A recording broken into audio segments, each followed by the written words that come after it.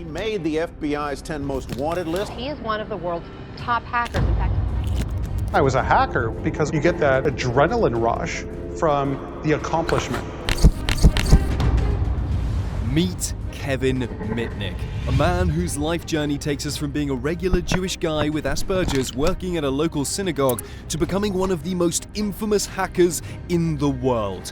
His audacity led him to breach the defenses of 40 major companies, including tech giants like Yahoo. But little did he know that his actions would trigger a relentless manhunt, forcing him to dive deeper into the shadows to escape capture.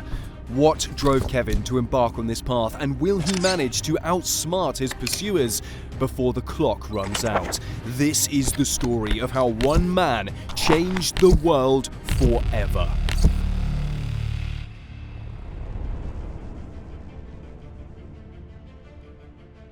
Born in the heat of a Californian summer on August 6, 1963, Kevin Mitnick's journey began. As a child in Van Nuys, nestled amidst the sun-baked streets of Los Angeles, Kevin was like any other kid. He attended the bustling James Monroe High School and found an affinity for radio communication, twisting the knobs of his amateur radio set to connect with unseen voices from afar. His high school years brought with them a unique nickname, Condor, a name inspired by the movie 3 Days of the Condor. Later, he attended Los Angeles Pierce College and the University of Southern California. For a while, he took a job as a receptionist at Stephen S. Wise Temple, a prominent synagogue in Los Angeles, reflecting his Jewish upbringing. But beneath this veneer of normality, Mitnick's curiosity for the hidden mechanics of technology was brewing. Phone phreaking, a term that emerged from the quirky combination of phone and freak, was a practice that fascinated the young Kevin Mitnick. But what exactly is it? Simply put, phone phreaking involves manipulating the telephone system to make free long-distance calls. It was a trickster's paradise, and young Kevin fit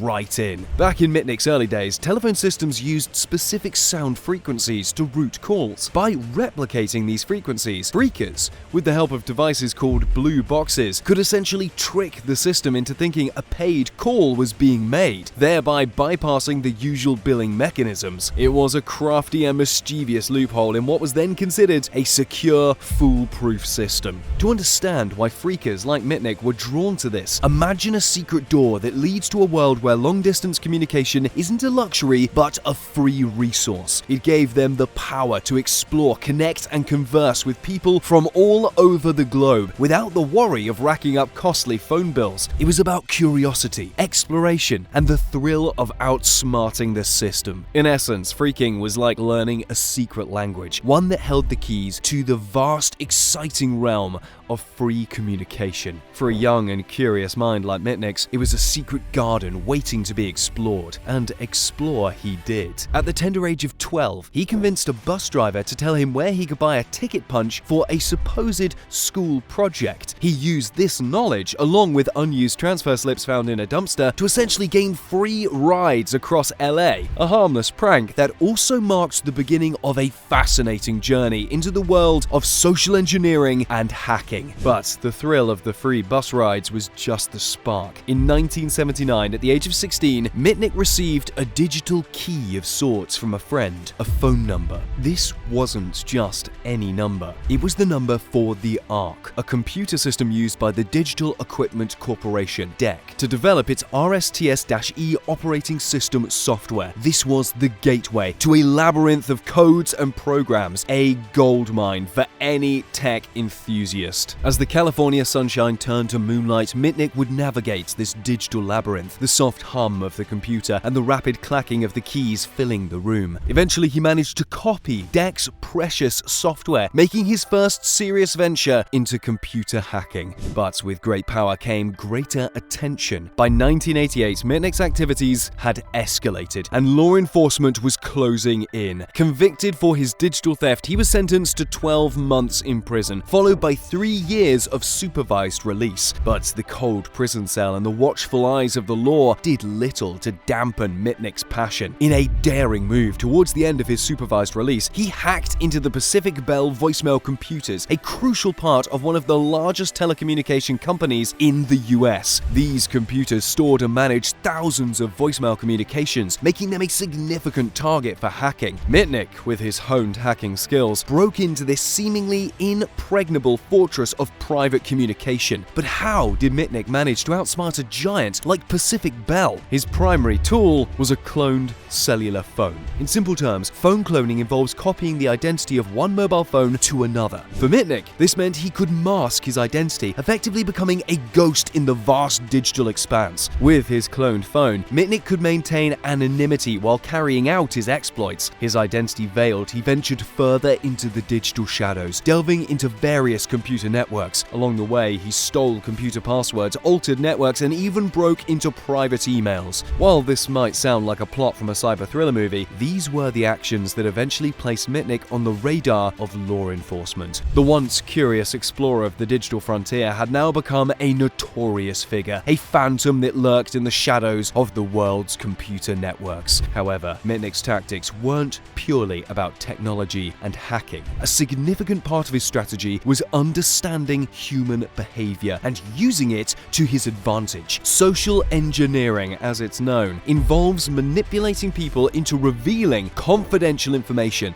like passwords. It was the perfect complement to his technical skills, a powerful blend of psychology and technology that made him an elusive adversary. The digital world was his oyster, and Mitnick was on a relentless pearl hunt. But with this audacious hack, Mitnick triggered a full-scale manhunt. What followed was a 2-year period of playing digital hide-and-seek with the law. This story is just the beginning. As we delve deeper into Mitnick's cat-and-mouse game with law enforcement, we'll learn how his fascination turned into an obsession that transformed the world of cybersecurity forever. So stay tuned. The story of Kevin Mitnick is just starting to unravel.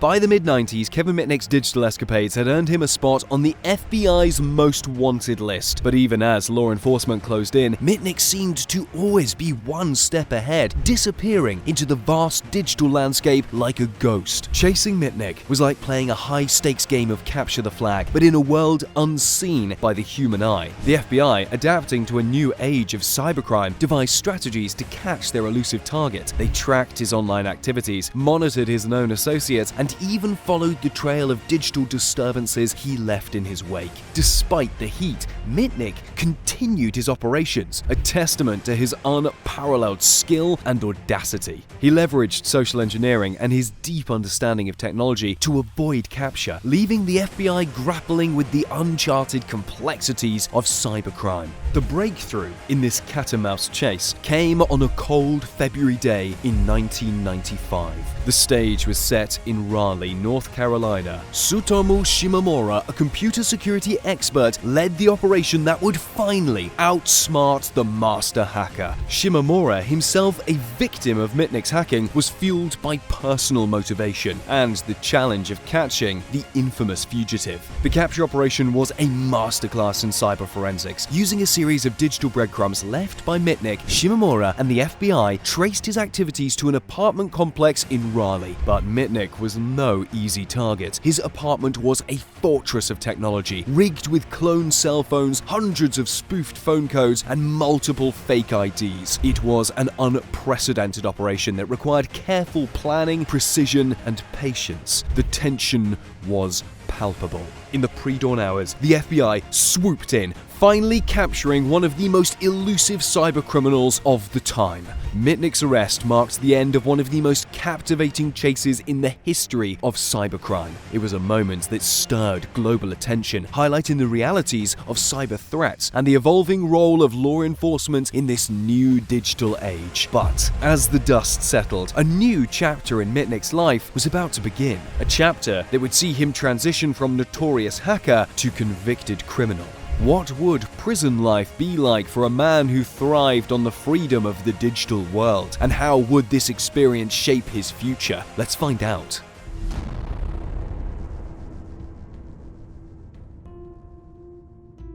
In 1995, Kevin Mitnick's world was turned upside down. He went from exploring the endless world of the internet to being stuck in a small prison cell. His trial was a tangle of complicated legal terms and heavy charges. One claim stood out: the idea that Mitnick could start a nuclear war by whistling into a payphone. It was a stark statement, suggesting Mitnick's knowledge could be a threat to national security. This led to him being placed in solitary confinement, isolated from the rest of the prison population. While in prison, Mitnick was diagnosed with Aspergers syndrome, a condition which affects social interactions and nonverbal communication. This could provide some insight into why Mitnick found comfort and engagement in the precise, rule-governed world of computers. Meanwhile, the world outside didn't forget Mitnick. In December 1997, while he was still in prison, an unknown hacker broke into the Yahoo website. The hacker posted a daring message demanding Mitnick's release and claiming to have infected recent visitors to Yahoo's site with a computer worm that would cause havoc on Christmas Day unless Mitnick was freed. Although this claim turned out to be a hoax, it highlighted Mitnick's influence and the level of support he had within some corners of the hacker community. Mitnick's time in prison marked a significant chapter in his life, shaping not only his personal journey, but also influencing public perception of hackers. So what came next for Mitnick? What was life like after his release from prison? In the next chapter, we will explore the surprising changes in Mitnick's life after his release from prison. Stay with us, because the end of Kevin Mitnick's story might surprise you.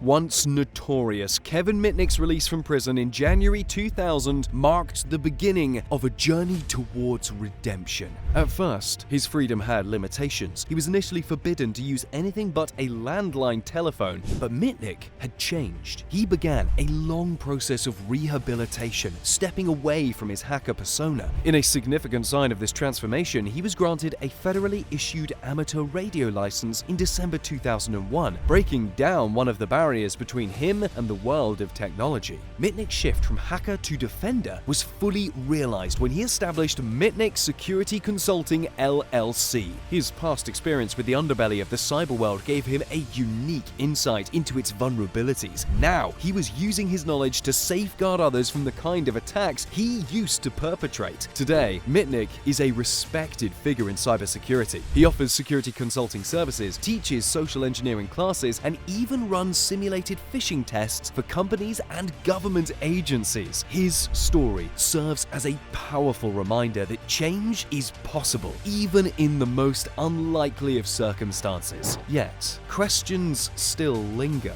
How does Mitnick see his own transformation? How does he view his past actions and their impact on his life? As we conclude our deep dive into Kevin Mitnick's incredible journey, these questions provide food for thought, reminding us that behind the notorious hacker was a complex individual navigating the rapidly changing world of technology.